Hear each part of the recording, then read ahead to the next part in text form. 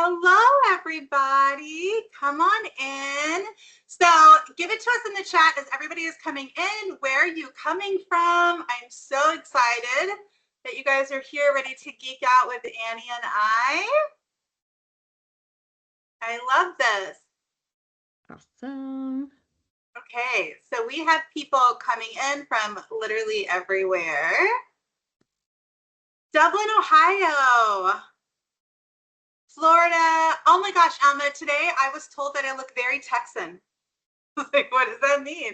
You look very chic, actually. You're very chic today, Melissa. I'm loving it. Thank you. Actually, somebody was like, I'm expecting you go to talk to JR. And I was like, you have to be like our age to know what that means. Oh my gosh. I'm going to switch the format on this really quickly just so everybody can really easily come in. So we have Florida. Amazing. Okay, well, let's go ahead and get started because we have so many topics that came in from everybody, just really kind of everybody asking lots of spicy and fun questions. But how many of you guys, let me see in the chat, how many of you guys are brand new to Annie Croner? Because you would be living under a rock if you are, because she's amazing and fantabulous. But let me know in the chat, like, give me a 1 if you are brand new, because I'm so excited for you guys to get to know her. Everybody's like, no, of course I know Annie. Give me in the chat, give me a 2 if you are, oh, Blanca. Okay, amazing. So we do have some people who are brand new to Annie. Well, by the end of today's session, you're going to love her literally as much as everybody else does. Give me a 2, Jackie. Give me a 2 if you've never been in a session with me. Are you coming from like Annie's world and you are new to me? Everybody's like, nope, absolutely not. So we wanted to let the session be super chill. It really just kind of wanted to ask you guys what is top of mind for you. What are some of the things that you guys are thinking about, and how can Annie and I essentially give you free coaching and hashtag all of the things.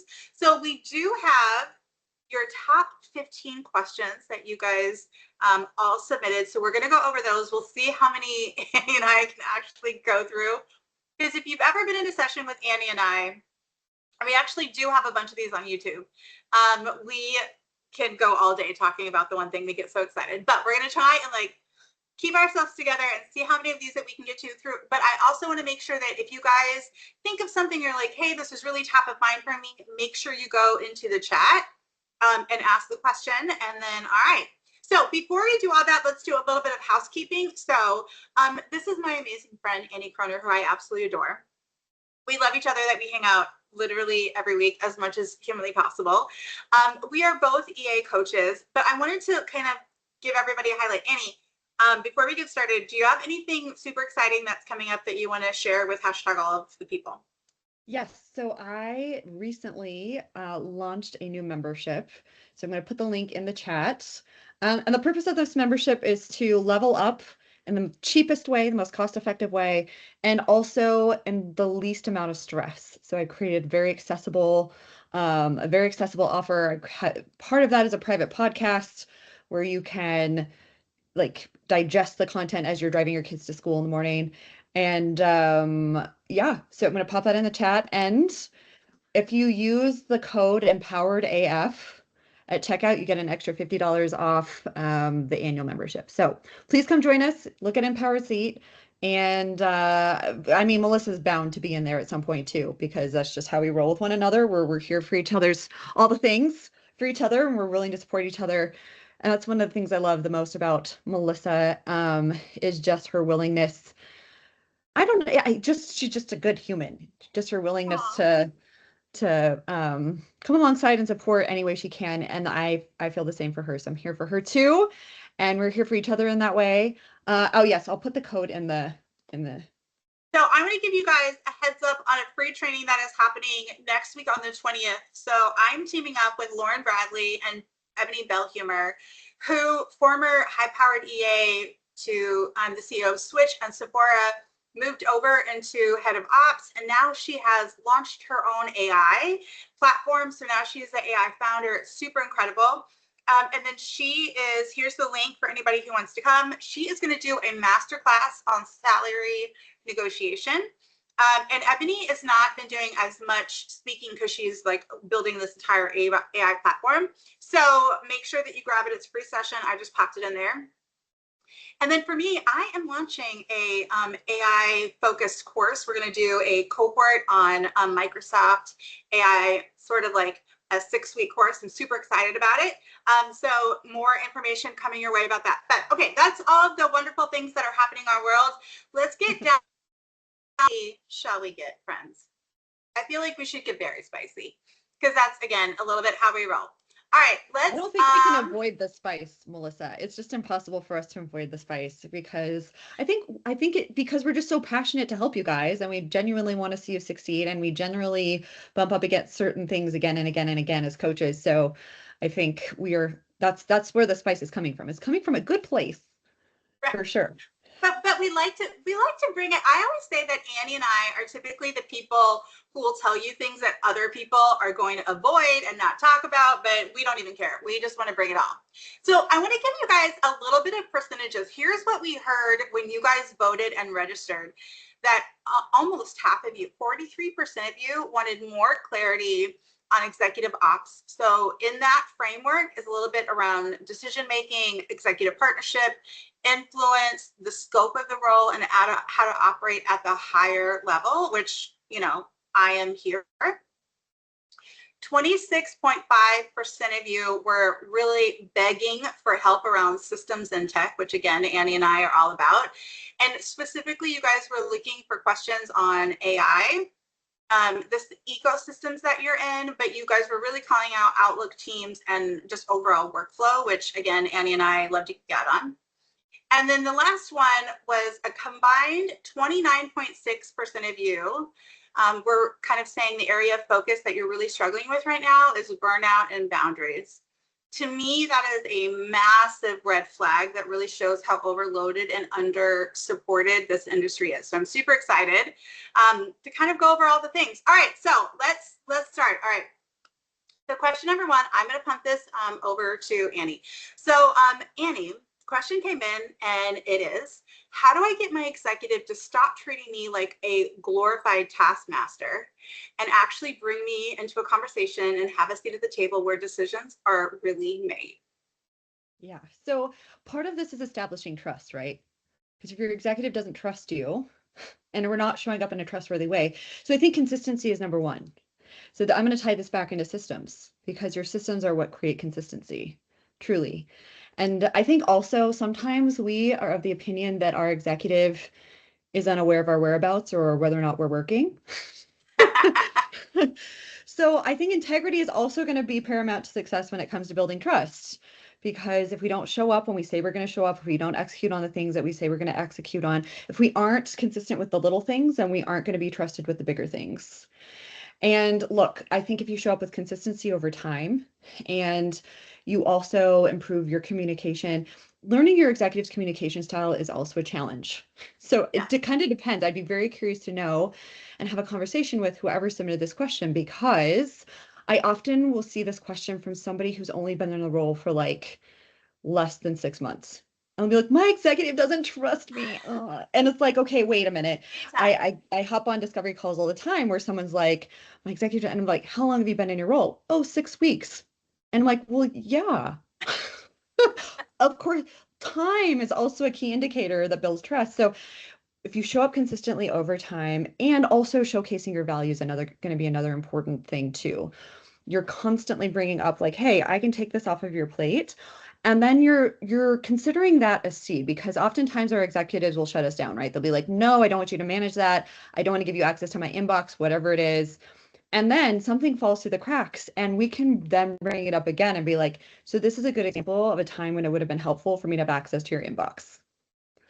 So really it's like showcasing, it's training, it is sometimes if you have built trust with your executive and you are in alignment with them, sometimes it's asking for forgiveness and not permission.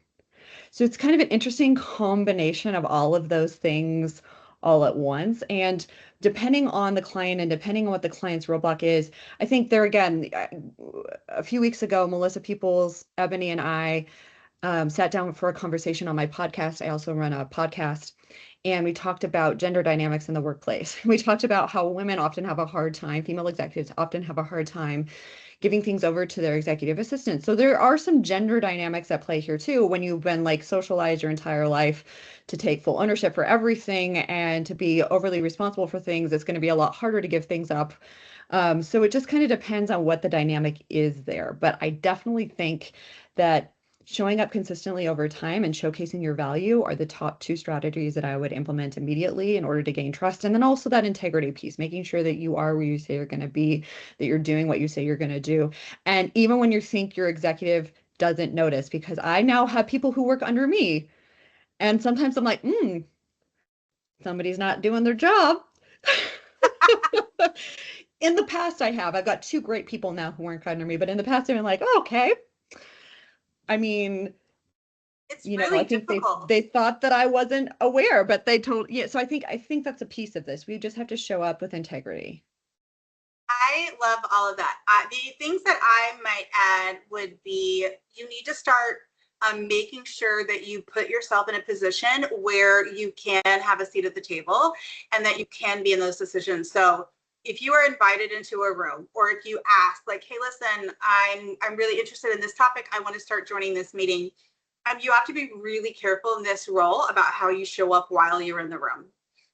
If you are multitasking and not paying attention and doing other things, you very quickly start to teach your executive business partner that you are not tuned in and leaned into the conversation. And I will immediately know. If I'm inviting somebody in and they're doing lots of other things, I'm immediately like, they're not even tuned in to this conversation, and you start teaching them that they can't trust you. Because the moment an executive has to catch you up because you weren't paying attention or you weren't like fully leaned into the business, kind of going back to that trust piece, it's like, can I trust them with bigger things? So I think we even have to be more intentional with how we show up into the room. We have to start learning the language of business and start speaking at that level, so that you are somebody that they're like, hey, here's a topic that we have, like, what is your thoughts on it? And really kind of level up your business acumen so that you are ready to be in the room where decisions are being made. I Okay. think also, can I just add something Of onto course. that? I think also with that piece, it's like a self-concept piece. So if you're always questioning, like, why am I in this space? Everyone seems so much smarter than I am. Well, you're in that space because you're the odd person out, because you're the boots on the ground. And that voice is so necessary in spaces of high-level thinkers.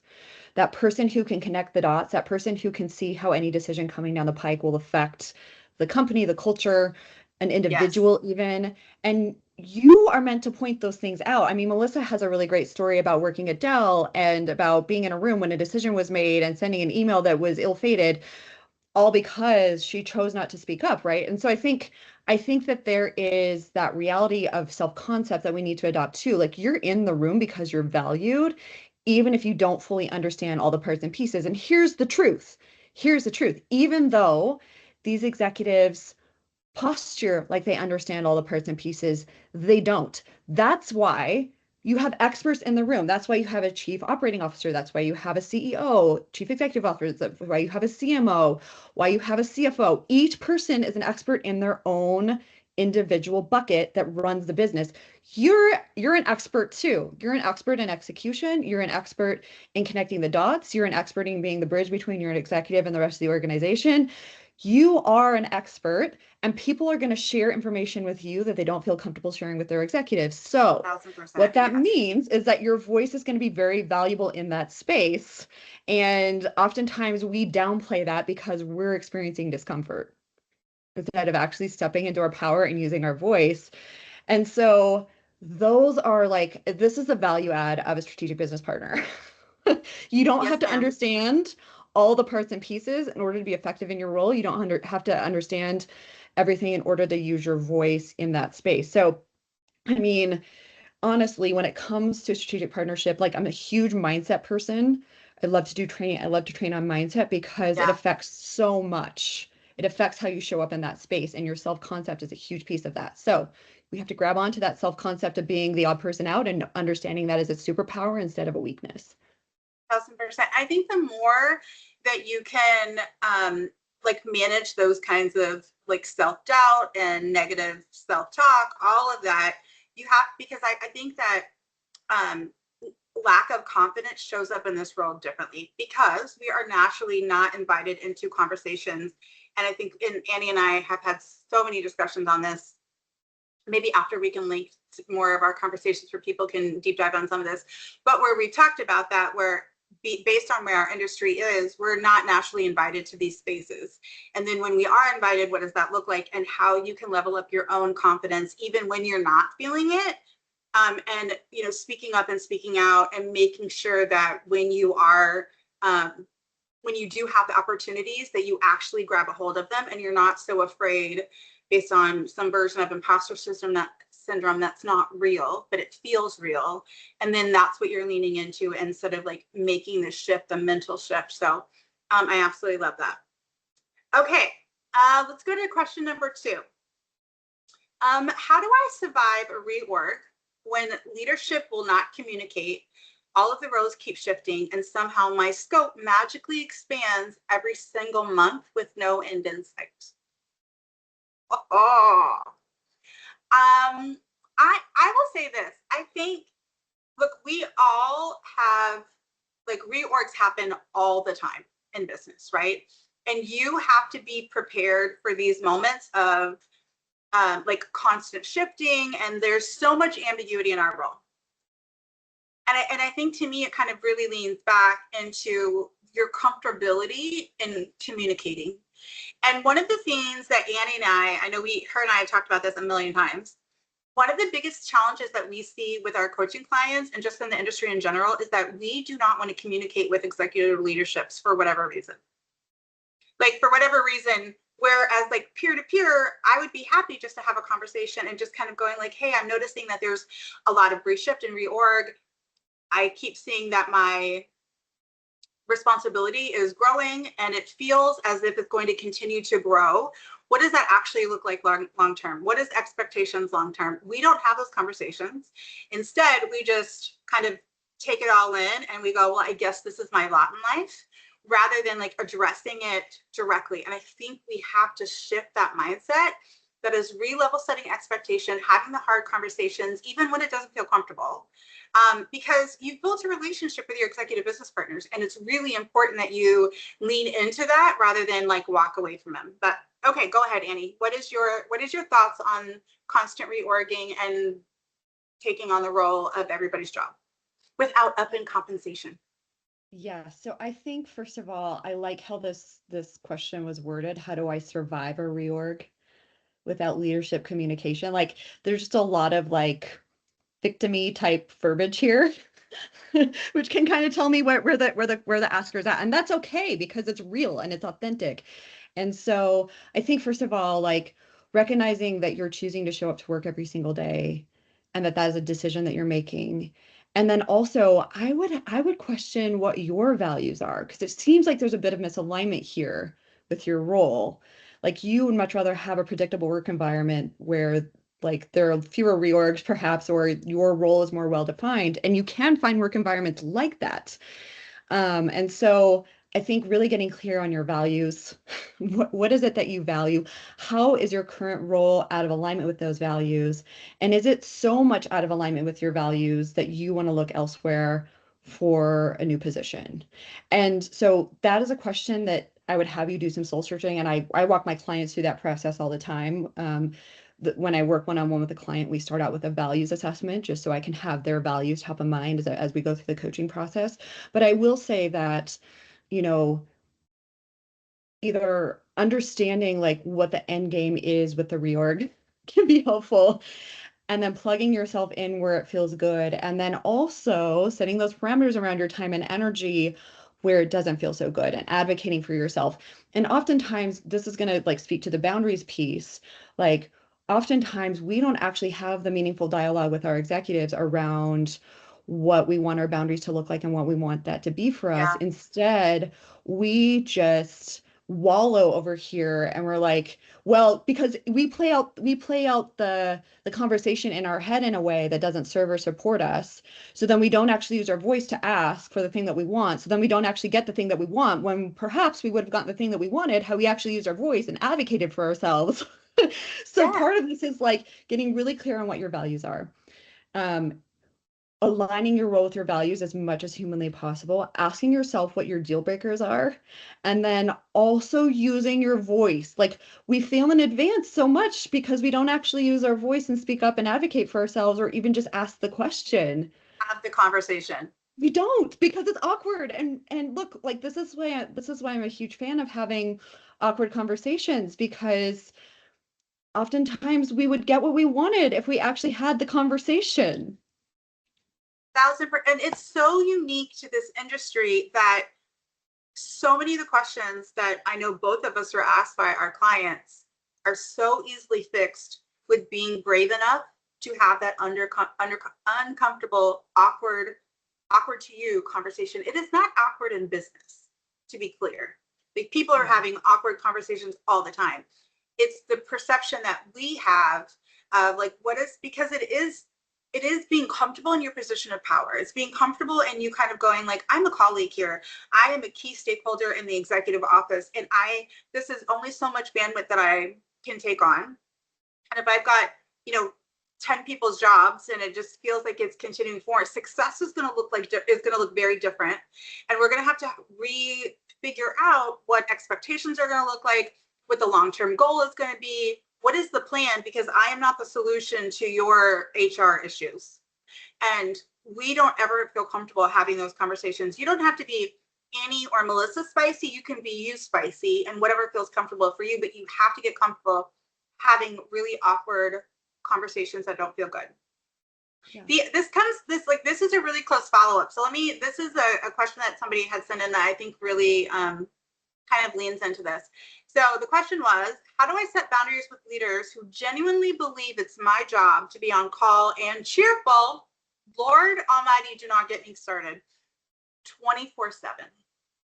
Because I think Annie and we talked about this in our like gender dynamics conversation where it's like, we have been socialized, and again, this industry is somewhere between 92 and 98% female dominated, that as women, it is my job to put on the smile and be beautiful and cute and do all the things for you and make you feel good, because that's like a concept of a 1950s like Mad Men episode. Versus, it's not my job to actually protect you from your own consequences because I'm not your mother. I'm not your wife. So it's not my job to like massage your feelings, but somewhere we talked about that like work wife. So I would definitely point everybody like to that conversation around sort of those gender dynamics and the pressure to feel like it's my job to massage your feelings and make you happy. Because I'm not here for it. Yeah, and I think part of this too is like there was a time in my career where I didn't mind being on call 24/7. Yeah. It literally did not bother me. Yeah. I did not mind. And then I had my babies. And then it became a hard pass, right? And then I had to set parameters around my time off, and I had to say, okay, so if you need to reach me after hours, you're going to have to text or call me. I'm not going to be living in my inbox after hours. And if it's urgent, needs to happen that next morning, go ahead, text and call me. And occasionally I get a text that was not urgent, and I would just wait till the next day to answer it.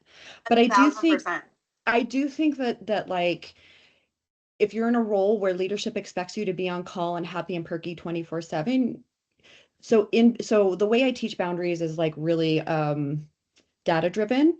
And so I think like there's this concept that I like to use called a want match. And a want match is basically aligned expectations. You want to do the role in the way that your executive wants the role done. And this is a classic example that I give around being on call 24/7, right? And it doesn't make you bad or wrong to not want to be on call 24/7, nor does it make your executive bad or wrong to want you to be on call 24/7. But there's a misalignment. There's not a want match with that one thing. So what you have to decide And I'm guessing that you've already had the conversations with them around this. First of all, we want to advocate for ourselves first. That's step number one. If nothing changes, that's okay. It's just a good data point to look at. It's like, okay, this is something I need to be aware of if I'm going to stay in this role. This is the expectation. And I can either allow myself to get resentful and frustrated by it, or I can choose to be happy with it, or I can look elsewhere for a job. And oftentimes that's what happens. It's like, this work environment no longer feels in alignment with me and who I am. Like, I could never work in a startup environment now.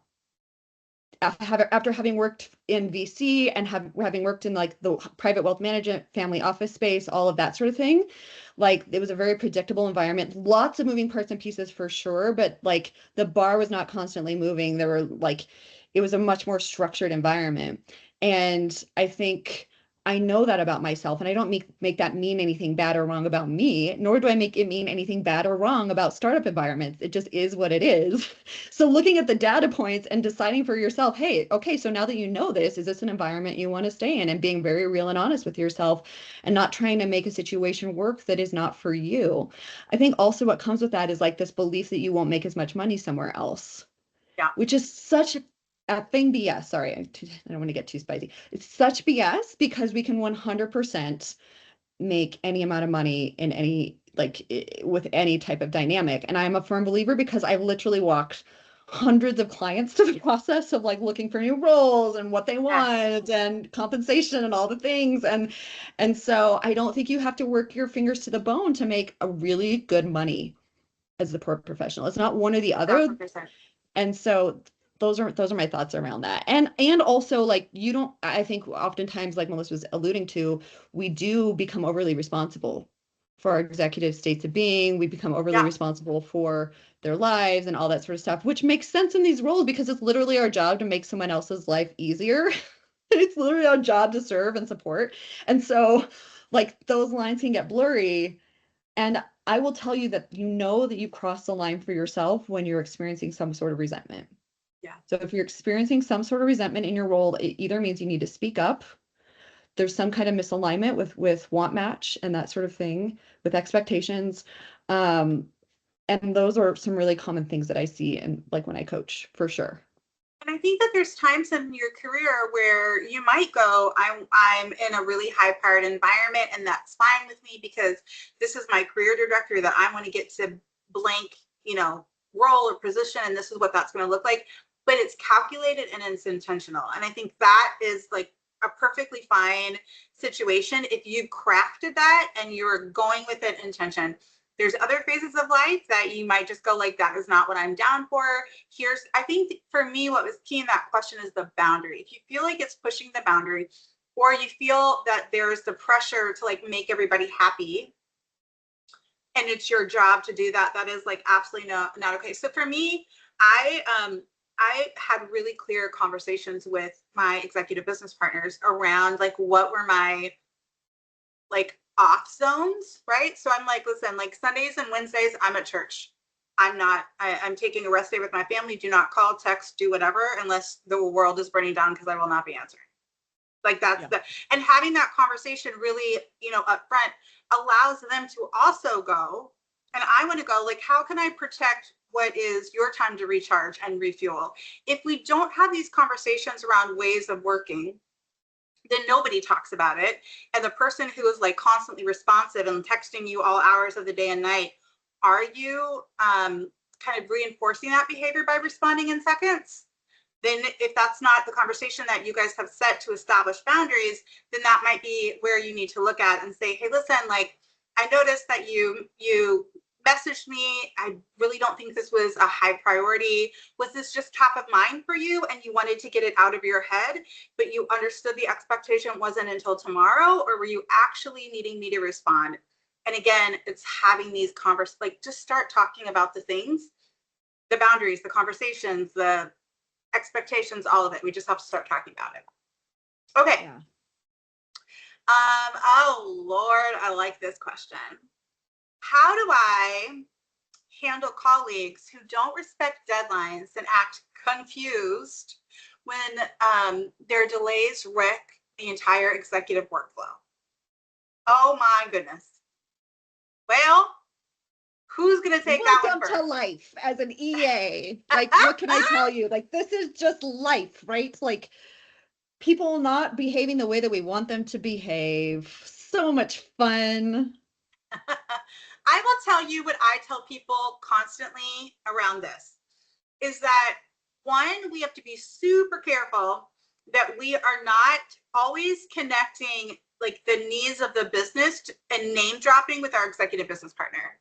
So if I'm Annie's EA, if I am typically going, oh, Annie needs this, Annie is asking for it, Annie is like, you're immediately taking yourself out within that position of power, and which is why I'm always telling assistants, like, stop doing that. 1,000%. Like, start having the conversation of the negative impact within the executive office when somebody is not like aligning to the established workflow.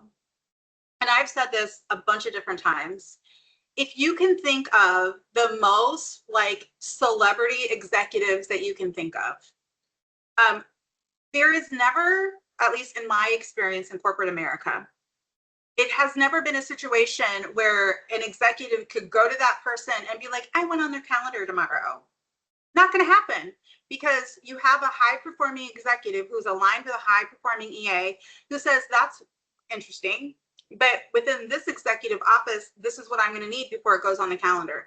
And I don't think it has anything to do that it's a celebrity executive. I think it literally just has to do with there's a high performing executive and a high performing EA who have aligned what the executive office like function is going to look like.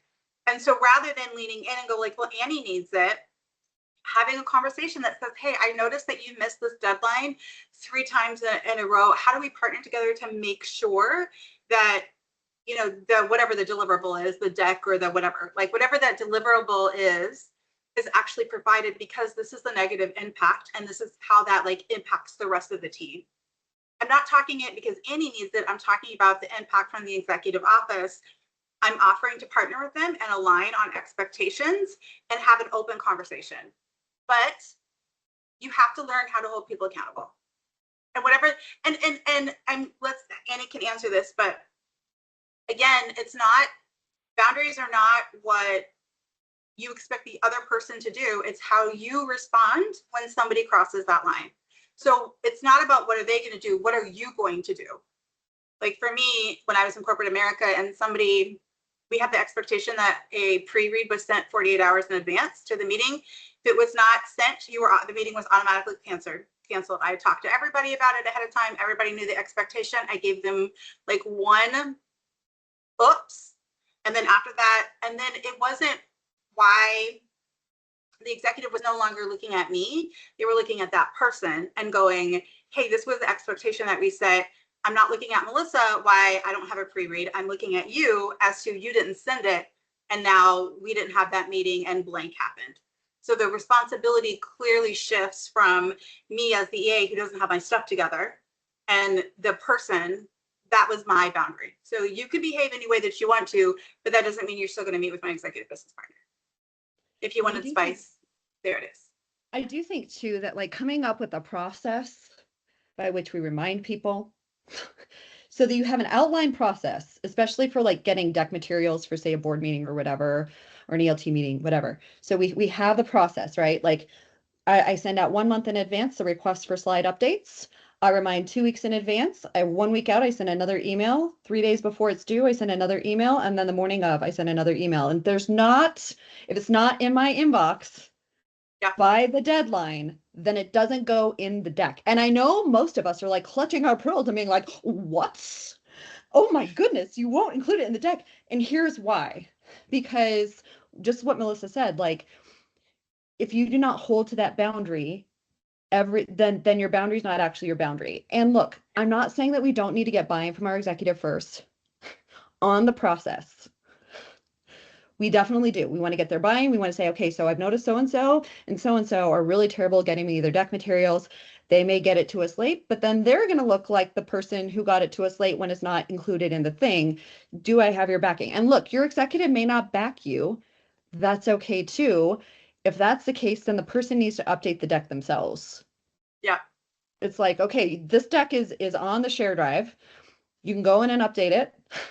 But if there are typos or anything like that, that's not on me because you got to it past the deadline. So there are other workarounds too, but I do think that more often than not, the reason why we don't hold to the boundaries around getting materials and that sort of thing is because we're afraid it's a reflection on us, one, which it's totally not. And Yeah. we've not gotten buy-in from our executive, number two. And I think also there's also kind of this underpinning of people pleasing, which I define people pleasing as making other people happy at our own expense. So what ends up happening then in that case of people pleasing is they get it to us right after the deadline. We stay late to make sure it goes into the materials, then we end up feeling resentful because we're trying to people please our executive, we're trying to people please this, instead of like there being actual accountability. So I think really having open, honest discussion with your executives around what does the accountability structure look like? Can you hold this person accountable who is chronically getting things to me late? Can we let something fall through the cracks once or twice? Because I got to tell you, it's only going to happen once or twice, probably one time, where their materials don't land in the deck and then they feel like an idiot come the meeting time. so so I think that's the piece. It's like a self-management piece because we are trying to people please. So that's it's challenging for sure. Um, but necessary at the same time. But I also want to highlight that in both of these scenarios, because you better hope you are working with Annie, because I'm not checking with my executive business partner because they don't run this office. Like I'm going to like, that's Melissa being spicy, right? I'm just special in that way. I'm going to go, here's the expectations, like, but I have very clear like workflows. I've had set expectations. I'm meeting with my colleagues, having these conversations, and both in the way that Annie and I both approach it, we actually have an SOP. There's a standard operating procedure that has been developed, documented, communicated. Everybody's clear on it. If I'm doing a new like tech process, I'm going to give everybody a 90-day plan. And I would like baby you and do all the things and do all the reminders for you for 90 days. After like on day 91, I'm not doing that. So I think that's sort of the key is the more that we shift in this industry away from like this, I just show up and do the work rather than I actually have standard operating procedures and workflows and I've optimized the way that this needs to go. I've also communicated with the key stakeholders and colleagues. Like that is the push. But if you don't have it, you can't expect anybody to like rise to the level of your expectations because you haven't communicated, you haven't trained them on it, you haven't. So that's like a really key piece. I think the more that we focus on this, we have to think, and this is what executive operations is. It is effectively running the day-to-day office of the executive and whatever that means and whatever level that you are partnered with.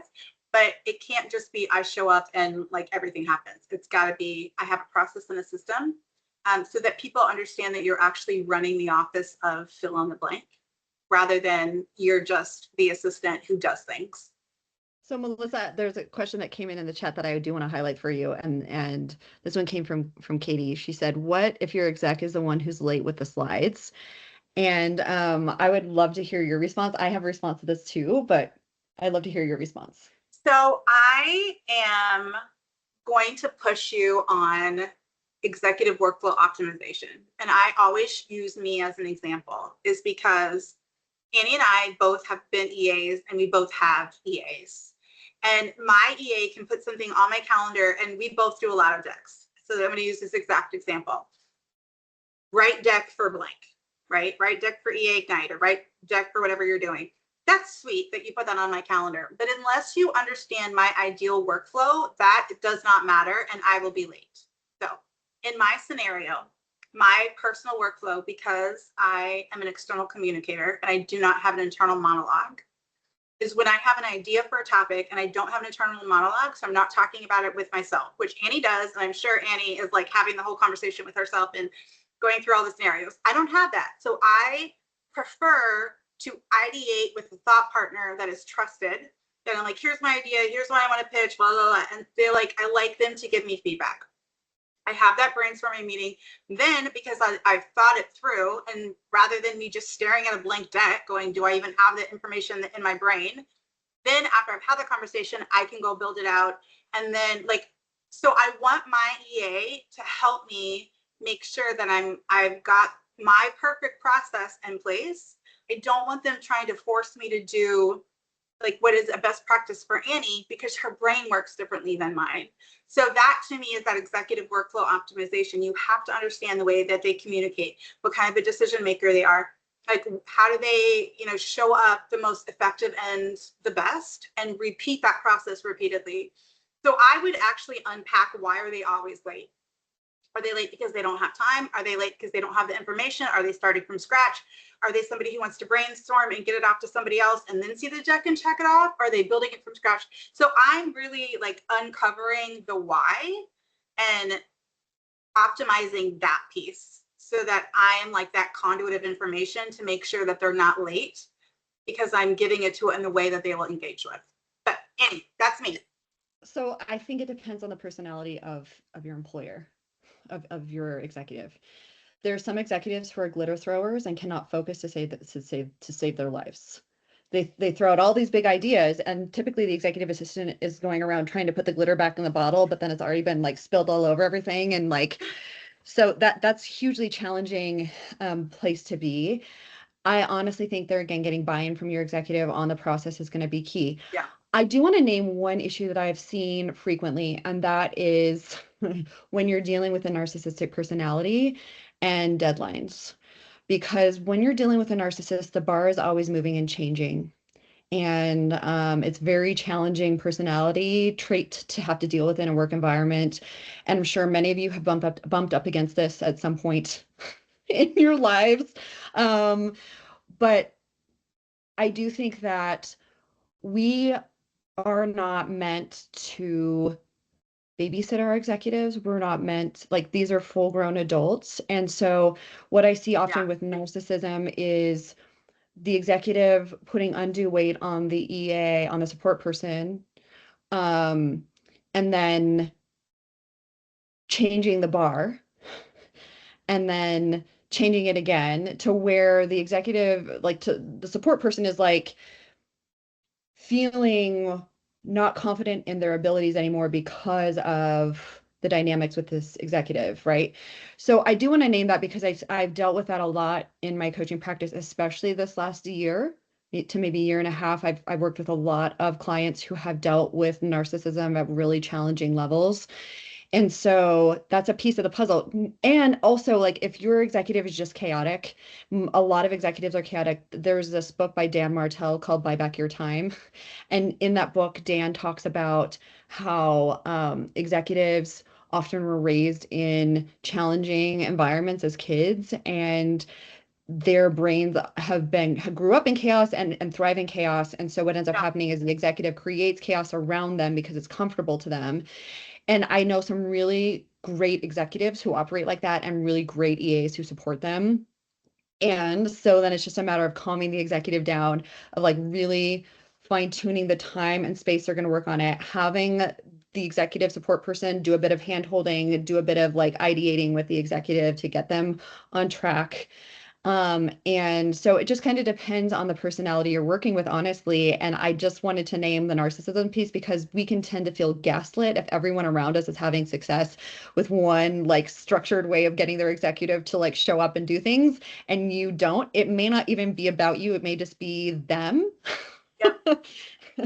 And so there is a fine line between the narcissistic piece and like the chaotic piece, and kind of figuring out where your executive is at between those two things can be tremendously helpful in helping you move your executive along with their actual priorities. I think also just slowing them down to have a strategic planning session once a quarter is also helpful. Like, so you can align with their priorities, and then you can also like hold them accountable to those priorities. And then when they come to you with some off the wall idea, you can be like, great, what needs to shift or move off of your priority list in order to make space for this? For this. And that can be tremendously helpful as well. So there are some great strategies. It's a challenge. And sometimes you're going to be in an environment where the expectation is that you just swoop in last minute to do all the things because your executive is always last minute and you've tried everything under the sun, and you just have to decide whether or not that's a want match for you moving forward. 1,000%. I love that. The other thing that I really encourage you to think about, kind of going back to the chaotic piece, is that some executives really do thrive in chaos. and they feel empowered by the chaos. They love it. They may say that they want downtime, but they're not ever actually going to do it. And those are generally like your high activators. And you figuring out in a really strategic way what partnership, like one, you have to even understand, do I want to do that? Like, is that a value add for me? But if it is, like, what are the strategic ways that I can optimize the way that they're working? And then I become the conduit of information because they're living in chaos. How do you step up as the strategic mindset in that space so that everything isn't automatically going to them? So there's 1,000%, there's so many strategies around, which is what I think that's sort of the interesting thing about coaching is that we can give like lots of ideas around here's what you can try. But the cool thing to me about coaching versus just general professional development is you actually get a deep dive in your executive and the way that they think and like actually develop strategies around it.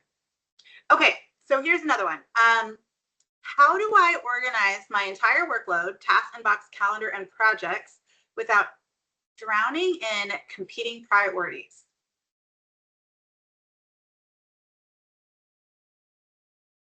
Do you want me to go or you want to go? Because I'm sure both of us are like, I so am. Okay, so here's the thing. You actually have to have a system by which you manage everything. Like, this is so boring, I know. And I talk about it all the time in like I have a training series I do on strategic partnership specifically. And I'm always talking about systems as the foundation of strategic partnership. And the reason why your systems are the foundation of strategic partnership is because they're literally underground. Nobody can see them. Yep. But until you have that foundation strong, you cannot build up very high. 1,000%. And your systems have to be laid with a rebar, and it has to be really like well thought out and well articulated. And so at a certain point, then competing priorities become moot. Yes. Because when you see your task tracking system, and I recommend Planner or Trello because it's visual and you can actually drag and drop things to other lists, and like it's really a mobile way to manage all the things in a centralized digital location, which I'm also a huge fan of, and also to create recurring tasks for your recurring tasks seamlessly and without even having to think about it. So it just reduces a lot of the mental load that we carry around as support professionals. So here's the thing, like I think there is this myth of competing priorities. There is no such thing as competing priorities. From my vantage point as a coach, and I've coached literally, I've clocked thousands of hours of coaching support professionals. I had 20-year careers as a support professional. Because once you're clear, once you find that alignment piece with your executive, that's another kind of key piece that I would say as a part of all of this. Once you find that alignment with your executive, you're going to know. And if you have questions as to what a priority is, you can always check with your executive. And then it's just a matter of execution. Then it's just a matter of like checking things off your list, of going down your task list for the day and actually executing on them. And so I think the reason why it feels so overwhelming, the reason why it feels like there's so many competing priorities is because we've not actually created a system by which to manage everything, by which to manage your workflows.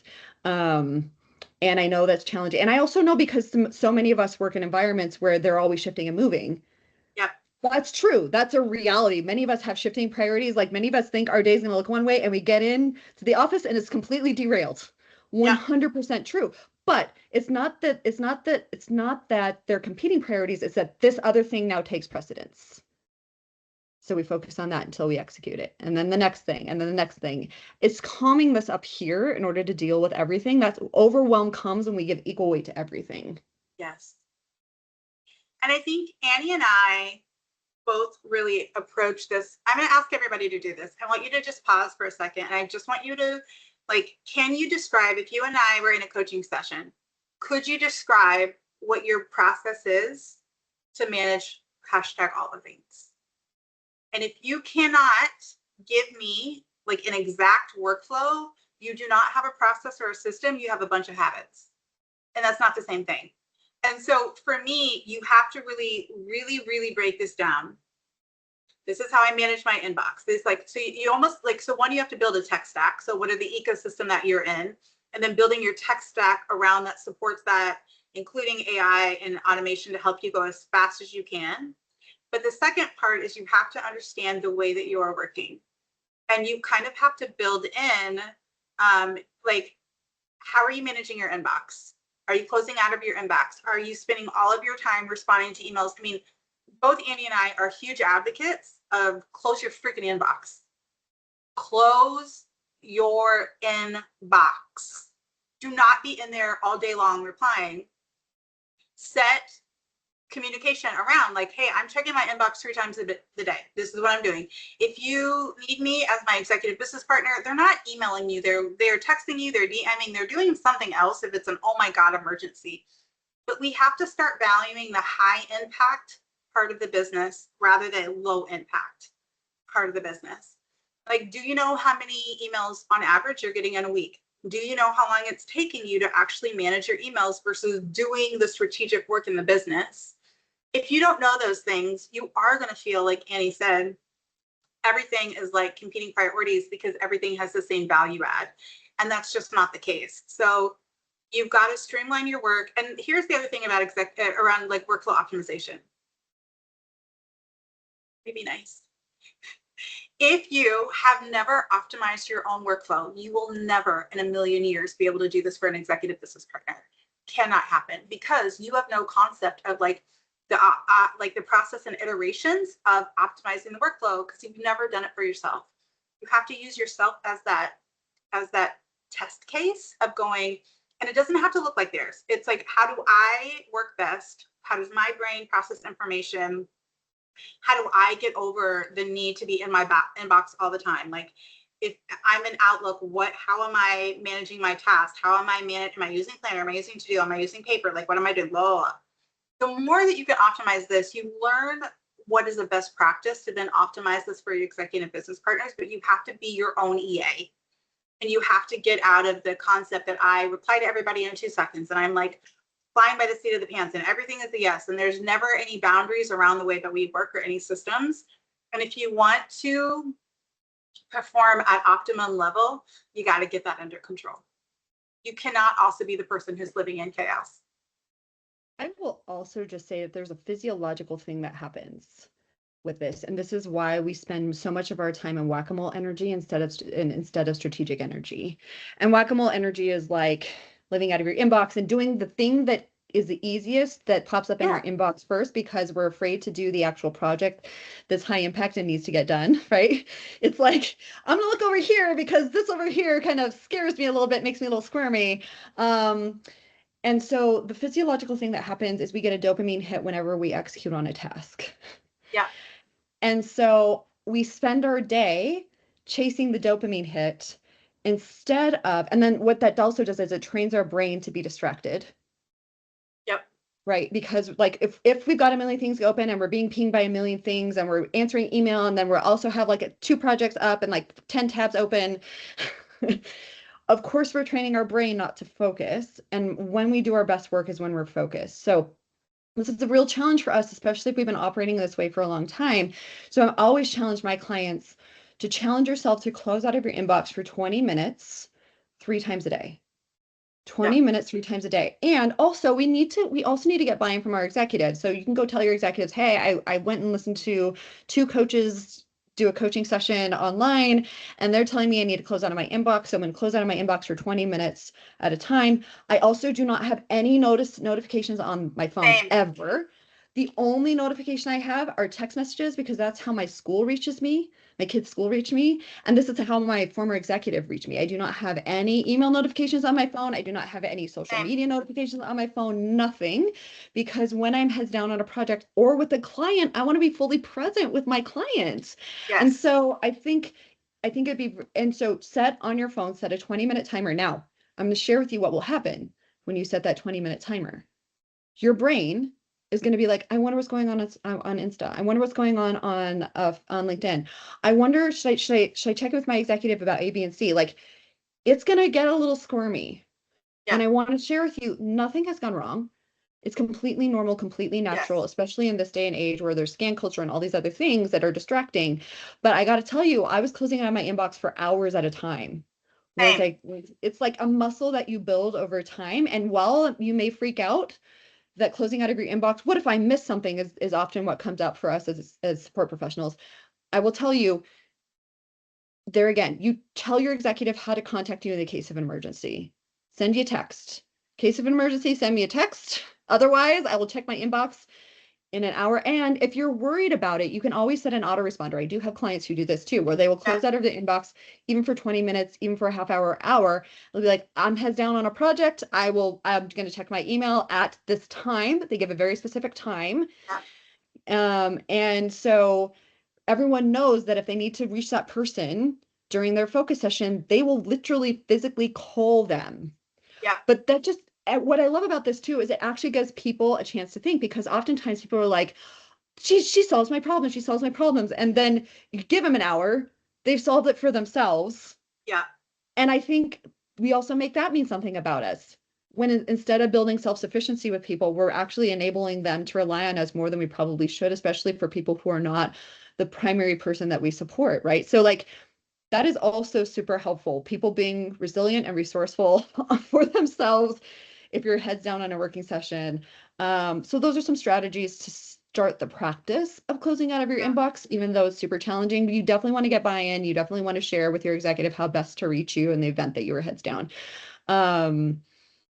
I know it's scary, but I got to tell you guys, it absolutely revolutionized, like my task tracking system, when I got that set up in Trello and I had those recurring tasks pop up.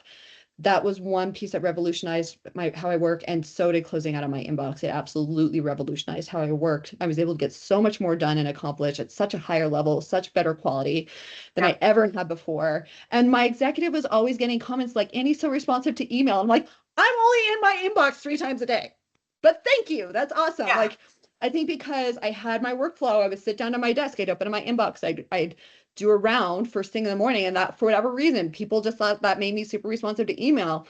It's fascinating how that works. So play with it, try it, and just know that your brain is going to freak out, and just know that that's part of the process. Yeah, absolutely. I totally agree with literally everything that you said. I would say that if you really get to the point where you try this, so like Kat's asking how many times, I think Annie's suggesting just start for 3 times. Just try it for 3 times. And if you guys are in the Microsoft ecosystem or Slack, but specifically in the Microsoft ecosystem, if you put on your do not disturb notification, you have to check the box at the bottom that says notify people of this message. Or even if, because I would have one in there that was like, heads down, like I'll get back to you, like blah, blah, blah, I'm not checking my messages right now, and I'll get back to you, whatever. If you don't have that checked, they don't see it. And that's why people are like, I want to do not disturb, and people still blah, blah. But you should do that in both, right?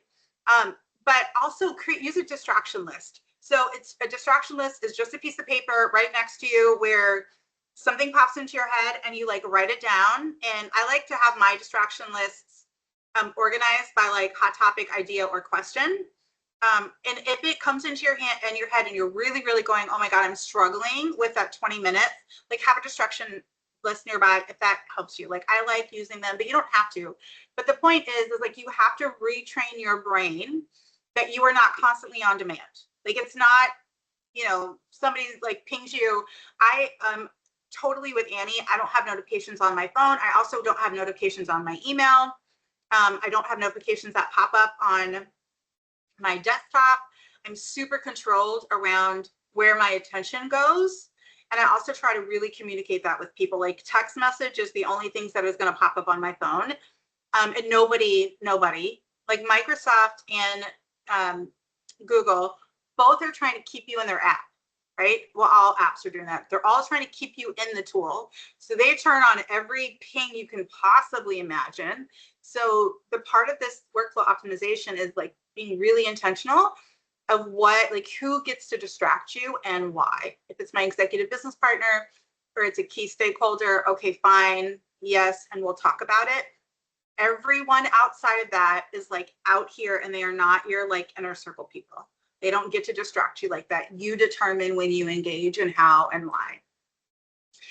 Oh my gosh. Can you believe we have 2 minutes left? Okay, you guys, this time went by so fast. I so appreciate you guys hanging out with us. If there is anything that we didn't get to that you want us to do again, or, Annie and I meet pretty often, so maybe we can come together and do a quick session for everybody.